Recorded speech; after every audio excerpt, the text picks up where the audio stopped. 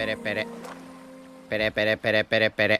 Gotcha. Hey, what's good, gang? Welcome back. Today we're going to be getting into episode 771 and 772. Hope you all have been having a good week. It's been a bit of a long one for me, although I have been on a freaking binge for this old video game I used to play. I don't know if y'all ever played like Age of Empires or anything like that, but they just came out with the Age of Mythology remastered, and I've been grinding that game.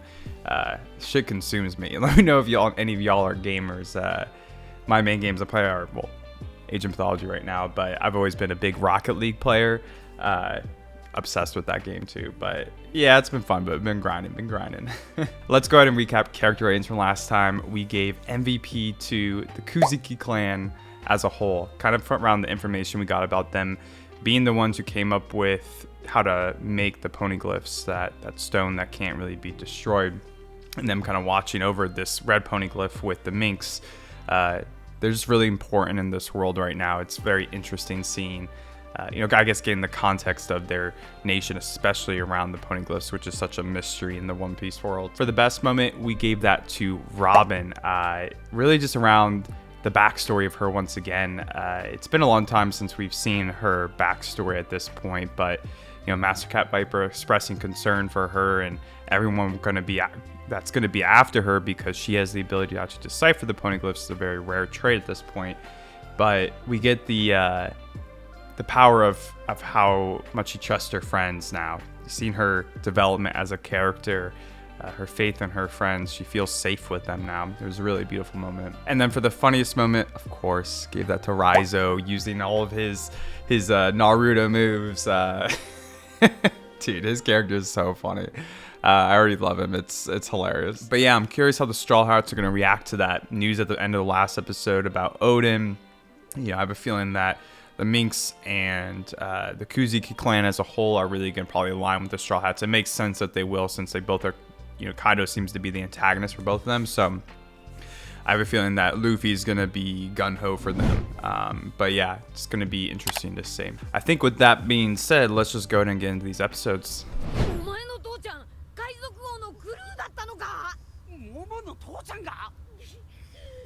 Odin with the legacy, man.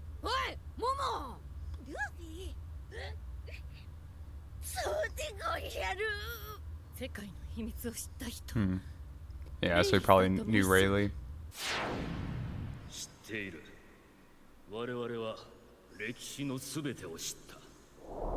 100-year void, man. It's got to be some government conspiracy to take over, like, just gain power.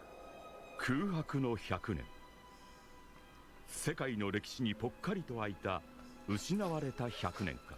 この空白期間の後誕生したのが世界政府と言われている。以来800年にわたり Yeah, not so fairly either. 世界政府はこの空白の100年についてその真実を解き明かすことを Obviously serves them, It's got to have a dark history.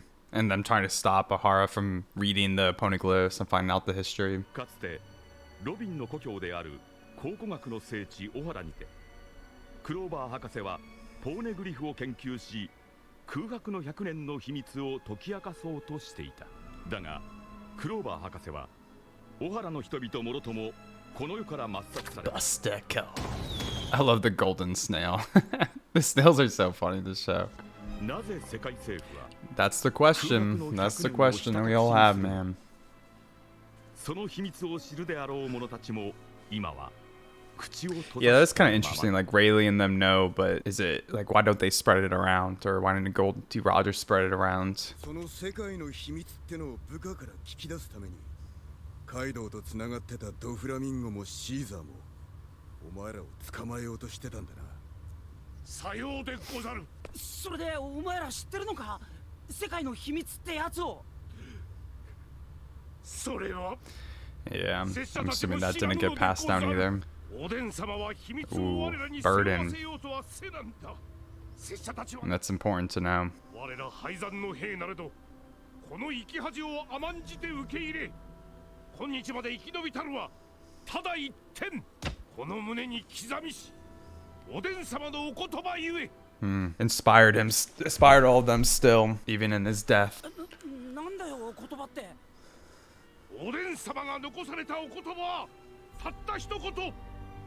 和の国を開国せよ。 open up to foreigners and stuff, or 和の国は鎖国政策だ。すなわち国の外に出ることも外から入ることも禁じているんです。okay, それをやめて他の国と交流を持つという。 kind of like isolationists. おしむらくは主君おでん様の盾とならねばならぬ我らがあろうことか一点命を守られて。 Damn, they really seem to love Odin a lot. Very loyal. 和の国を奪った将軍を討ち閉ざされた国を開国すること。和の国は今手を組んだ将軍とカイドウの手により。 Okay. I misread this last episode. I thought they were implying that Kaido is the shogun, but he's working with a different shogun. Okay. まだまだ敵の大軍に対して多勢に無勢。ももちゃん。Interesting. だが勝たねばならぬ。したがって共に戦ってくれる同志を募るため我らは海へ出 So た that の was their だ。 purpose. All starting to make a bit more sense now. 百獣海賊団に対抗するには最も心寄せ頼りにすべきミンク族の力が。ああ、ホウズキ家とミンク族は古くから何か。 I want to know how they like met, like went across paths and met each other and became friends. しかしいざ戦ってみればたかだかカイドウの一軍隊ジャックの軍団に対してこの結果口惜しいことだ。おい、そりゃ敵が汚い兵器を使ったからだろう。卑怯な敵が反則負けになるならいいが。 Yeah, that's ど true. んな手を使われようとここはわしらの国。果たにゃいかんき。 I mean, now they're prepared for the next time. They know it's, potential. They can prepare. Yeah, learn from their mistakes or their ignorance from the last fight. 次戦うならミンク族の真の力を見せてくれる。真の力。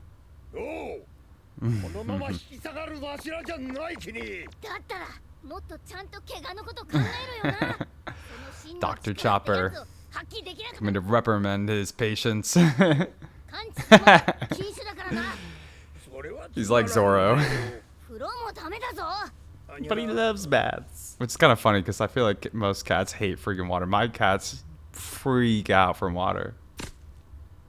して頼みがルフィ殿。そしてロードの諸子道連れもご縁なれば和の国の将軍および四皇街道を討つ戦にどうか助立ち願いたい。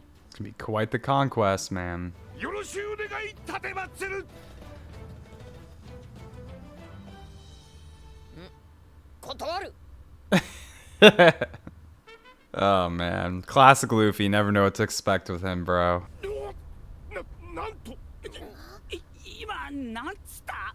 断る。手を組むべきだろ。君は正気か。待っててくれ。今のなしだ。すぐ閉めるから。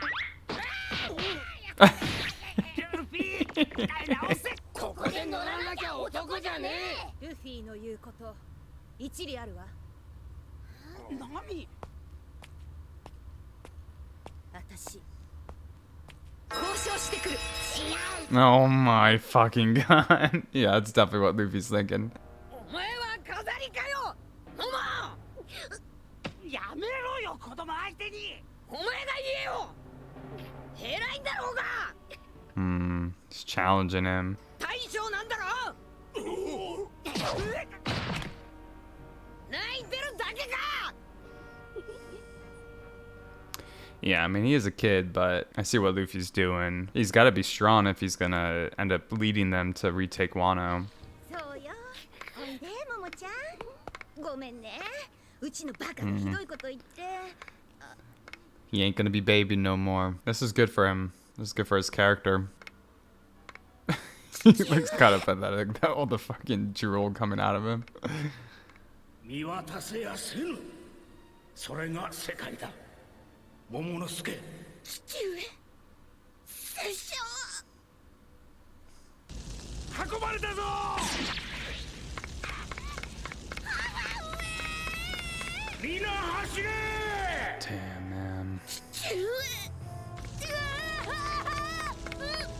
How old is Momonosuke supposed to be again? Oh, damn. There's Kaido, bro. I mean, realistically, he's a kid. He'd be freaking traumatized, dude. Like...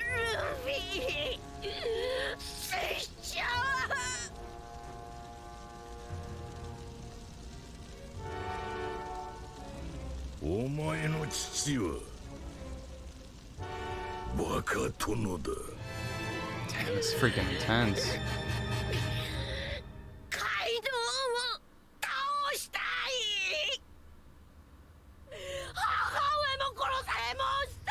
Oh man, really? だって早く大人になって強くなって父上と母上の敵を討ちたい。体も小さいゆえ無理でござる。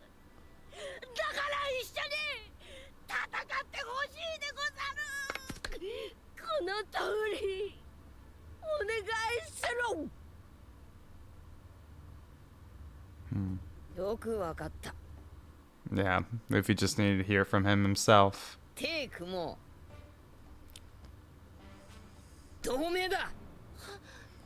Let's fucking go. Let's take Kaido's head, bitch. That'd be a huge head to have.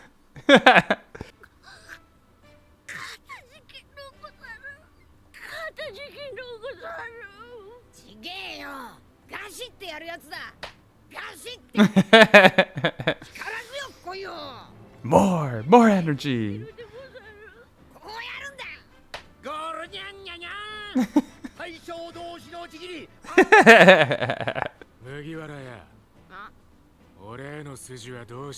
Of course not, bro. Hey, I mean, they're gonna need allies to take down Kaido, dude. 子供だと思うておっても、光月家の当主なのだ。ついそれを忘れ、守らねばと思っておった。8歳相手に向きにはなれど、桃之助様を最も一人前と見ておるのはルフィ殿かもしれんな。Luffy treats everyone like a human. He has so much humanity within him. You can just tell like what everybody needs. His intuition's so good. He doesn't think much, but he's sure got strong intuition. Part of why I love his character so much. He always knows what someone needs.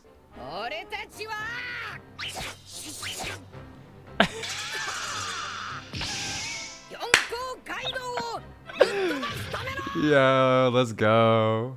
This is epic. Kwa! Ninja-Pirate-Mink-Samurai Alliance. Okay, that's pretty cool. An eclectic group of individuals here, that's for sure. I mean, that's One Piece for you, but...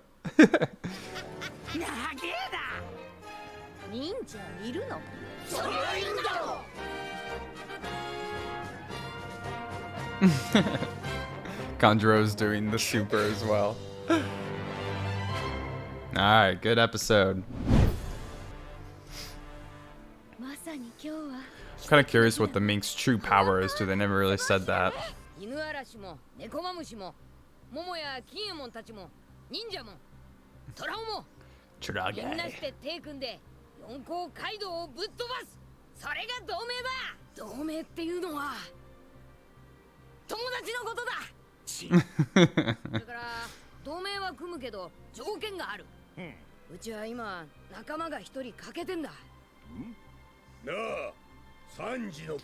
Yeah, we need Sanji. You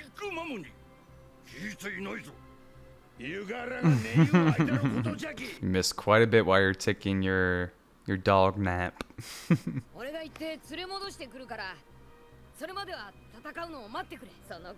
Yeah. Pretty much. Of course, of course. Oh, Jack-sama. I want to see Luffy kick his ass. Kick his butt, please. Oh, shit. They are back, bro. Let's hope that Luffy and them all don't leave right before they get back. They definitely need Luffy there. Is that the sheep's head guy laying upside down? 雷蔵はいませんでした。 Damn, he's fucking. それで帰ってくるとは思わなかったぜ。 God. 万が一ガスから逃れた者たちがうまく手当てをしたら Not quite, but he's not wrong exactly. 殺しかけたら息の根を止めろ。情けは厄介な復讐を生む。心配いりませんぜ。ミンクたちはどの道弱っています。攻め込めばあっという間に。攻め込む必要もねえ。 Are they just gonna like attack Zunisha or something? 巨像を Dude, don't you fucking touch her, bro. ズオを殺す。あんな巨大なやつを。一体どうやって。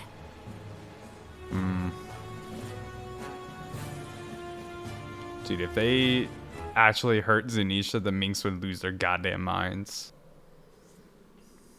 シャンクスだよ。まさか猫マムシ知り合いなのか。 Forgot, yeah. サンクスやろ。 Duke Dogstorm was talking about him a bit ago, right? 麦わら帽子やと思うだ。にゃんにゃにゃ。 Nya nya nya. 犬嵐もそう言ってたな。みんなシャンクスのこと知ってんのか。猫も私も一時ロジャーの船に乗っていたのでな。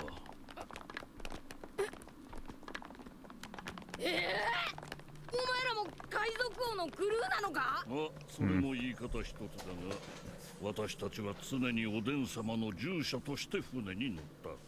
白ひげのモビーディック号に乗っていた。 Damn, they've been around the fucking block. You guys are beasts. 世代で言えば我々はシャンクスやバギーのような見習いたちに近い若造だったの。しかしわしら二人はラフテルへは同行しちゃせんぜよ。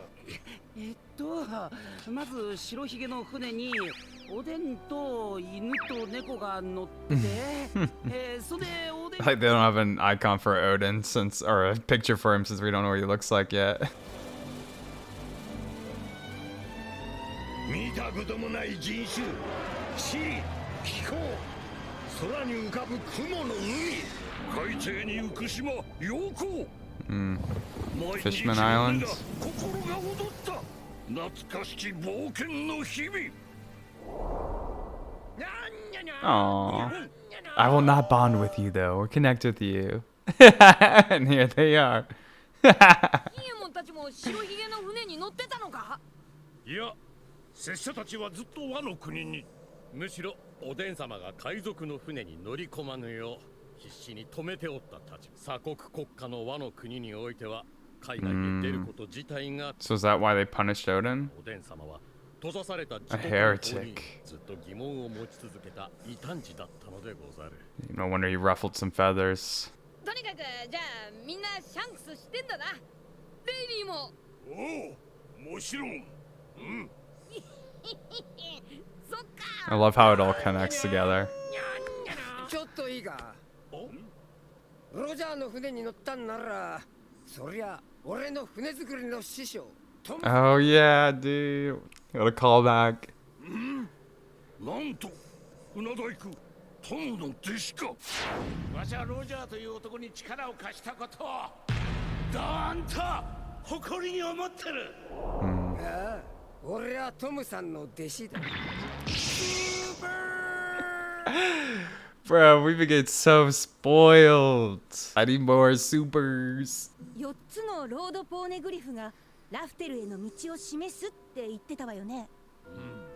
航路のこと心配になってきちゃって、本来なら3つの針が指し示す方角から次の目的地を決めるんだけど、今辿ってないけどいいの？確か双子岬のクロッカスさんの話じゃ、ログを辿れば最後には全ての航路が1本にまとまるって。私そこにラフテルはあるのかと今まで思ってたんだけど。おお、クロッカスか。 Dude, no way. This... Everyone's connecting so much. だったぞ。あったの2年前だけど。 2 years ago now. Laboon. 繊維クロッカス、ヤガラは昔ずっとある海賊団を探しよって。あ、それ全滅した私の海賊団です。ちょっと聞いてる？ No, Laboon's the most important. ログをたどった先に興味があるのなら行ってみればいい。その3本の指針が全て同じ方角一つの場所を示す航路は確かにある。 What is it, Raftel? ただし、ユガラたちはこれまでの旅ですでにその先の冒険を始めているのだ。Okay, so it doesn't go to Raftel. 本来ならばそのログの終着点で初めて気づくのだ。ポーネグリフと古代文字の謎に。それを生み出した文明と見えぬ最後の島ラフテルの存在に。So mysterious. I want to know. I want to じゃ know. あそこから大きく冒険をやり直した。 Interesting. クロッカスも海賊王のクルー、すべてを知る者の一人だ。ユガラたちが嫌いでない限り嘘はつかん。して最後にたどり着く島の名はラフテル。グランドラインの最終地点、伝説の島なのだ。ログの終着点のその先。私たちはすでにその先に。It's interesting. I wonder what they mean by that. Like, is it that Raftel's beyond the end of it, or is it that there's something beyond Raftel?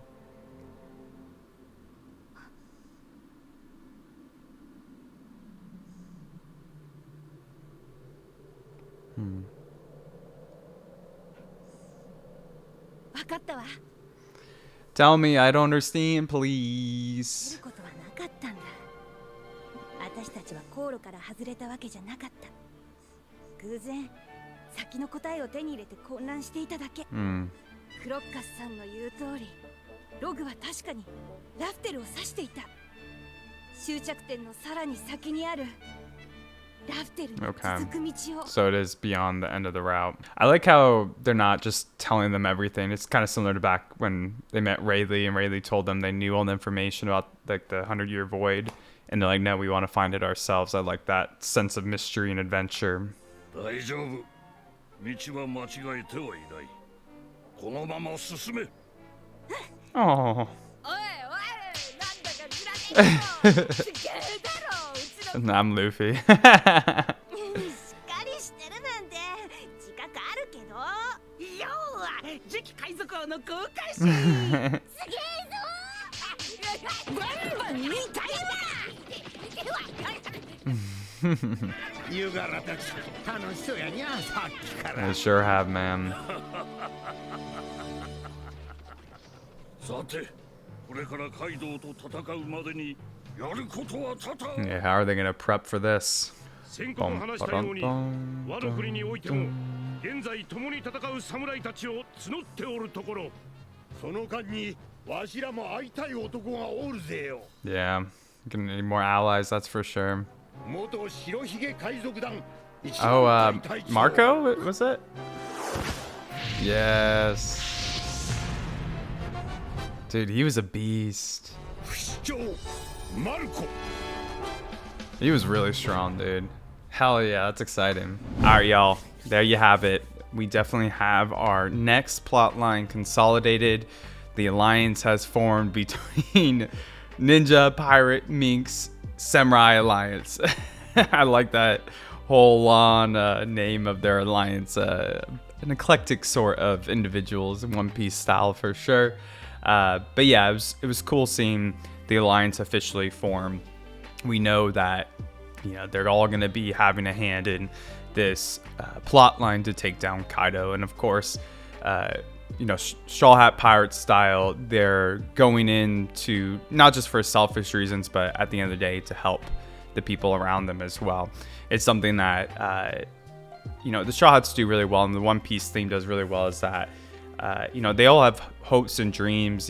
Law and Luffy, for example, formed this alliance to take down one of the four emperors, Kaido, obviously to get closer to being king of the pirates. But at the end of the day, they've helped a lot of people along the way that's aligned with their goals still. It's not kind of putting them off their direction or off their ambitions, but they end up aligning with a lot of people who need help and who have similar goals at the end of the day, right? Like there's a lot of virtue in the Straw Hats' dreams and goals. Like they're not malicious in any intent. They often align with people's needs at the end of the day, which I really, really like. But these episodes were also super ambiguous. Like there's a lot of subtle language hints that have been dropped.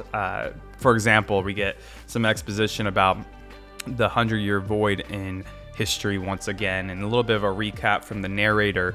And we also get a lot of information that there's quite a few more people who know about the secret of the 100-year void. We had found out that Raleigh had known about it. Obviously, the King of the Pirates had found out the secret.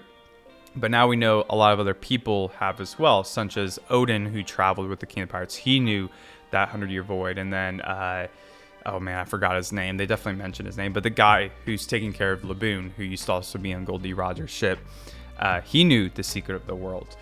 And it's just really interesting thinking about it again and the subtle hints that they're giving. Like, for example, they asked if the Minks knew the secret or if the Kozuki clan knew in general. And Odin never told them. He didn't want to, they specifically used this word, they didn't want to burden them with it. So in general, it's definitely some heavy information about, if I had to guess, about the way the world government kind of took control, how they manipulated or took power from people. I'd assume it was a negative thing. We're being led to that. The world government in this universe is definitely pretty skewed to injustice more than justice. Justice is a pretty prevalent theme in this show, and there's lots of people within the Navy or the world government who might have better senses of justice than others, such as Fujitora, but there's a lot of people who use justice to control the people and use it in negative ways. So I just found it interesting about, the language they used, like burden. It's kind of verifies, or in some ways, that it's going to be probably a tragic thing that happened. And there's probably some reason that they've kept it a secret to some degree. That's what makes me really curious. Like, if it's a really awful thing, why haven't they spread it across the world and exposed the government? Maybe it's something that needs to be leaked in a secret way so that they can fight whatever tyranny is going on here. Very, very interesting stuff. And we also get a lot of ambiguity with the location of the log pose. The end of the log poses route, they all lead to one island, and Nami always assumed that was Raftel, but based off the red poneglyphs, it's going to be beyond that end, the end point of the log pose. That end point isn't necessarily Raftel. It's something that you get, the information you get at that point is something that you need to learn in order to get to Raftel, it seems. So that was a little confusing to me, to be honest, but it's curious. It makes me curious to think about it, right? There's so much, it's like so cryptic, there's like little hints being given to us. I'm sure as the story goes on and we're given more information, it's going to blow my mind going back and looking at all these little hints. Like I know that Oda is kind of slowly trickling in little bits of information, giving us the breadcrumbs to figure it out, but it's not all there for me quite yet. And I'm sure I'm probably not supposed to know everything at this point in the story. So, but as someone who's watching the show, consuming it, it keeps me really intrigued about the world. And I really just love all the connections between all the characters, like them mentioning Shanks and Whitebeard and Odin and Goldie Roger and Rayleigh. All them knew like Master Cat Viper and Duke Dogstorm. They all had connections in some way. So I'm really looking forward to gaining more backstory on Duke Dogstorm and Master Cat Viper when they traveled with, like when they met Whitebeard and when they met Goldie Roger. Like there's so much historical relevance still between the characters now and these characters who are past. We met Whitebeard, for example, but his importance is still part of this story. Like there's still so much relevance to him because of how deep the world is and how great Oda is at writing and world building. It's really well done. We also get a lot of information about Wano's historical context as a country. I guess traditionally they've been a bit more of an isolationist country where they don't let people out or in, I guess probably to protect their culture to some degree. But Odin's last wishes was for them to open up Wano. And I guess there was some level of that beforehand.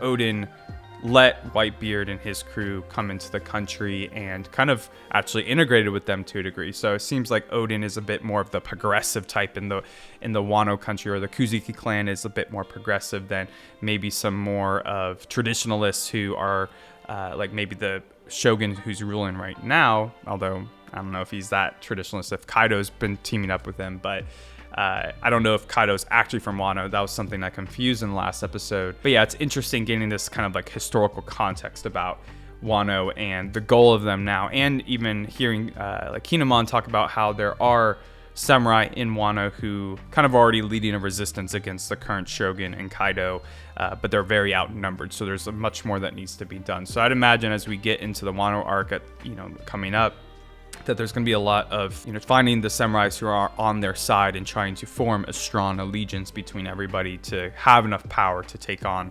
the shogun and Kaido together. And I guess one of those alliances that they're seeking out is a character we haven't seen quite a bit, but Marco the Phoenix.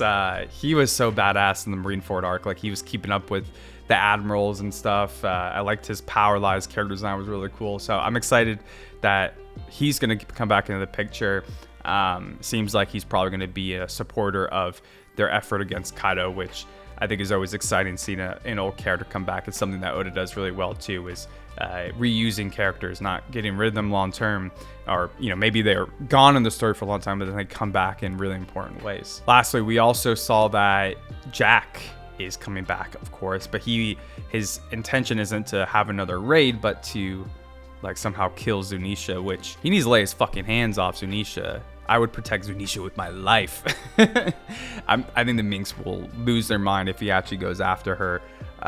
But it's funny, I already have such like loyalties to Zunisha. Like, I just love the connection between the Minks and Zunisha. Like, they value each other so much, they care for each other so much. Even though Zunisha, we don't get like any of Zunisha's thoughts or feelings, that we don't know how intelligent Zunisha is. I still feel so much like connection to her already in this arc. So Jack, lay your fucking hands off her, dude.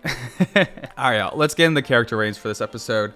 For MVP, I'm gonna give it to Luffy. I talked about this in the reaction, but I just love Luffy's character for how well he can meet characters or the people in this story for where they need him to, right? Like, I think about all the way back in Arlong Park and Luffy meeting Nami where she needed to be at that time, where she was, not really showing her true self and having to internalize a lot to protect her village, and trying to, take things in her own hands. And she had a lot of resistance to letting Luffy help her.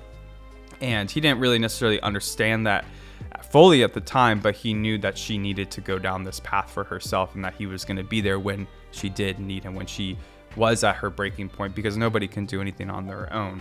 And then he was there for her. He knew what she needed at that time. And there's been so many points in the story where Luffy has had that for the people in his life, or the people who do need him. He's there. He doesn't need to necessarily, think out loud and say what he's thinking. He just does things.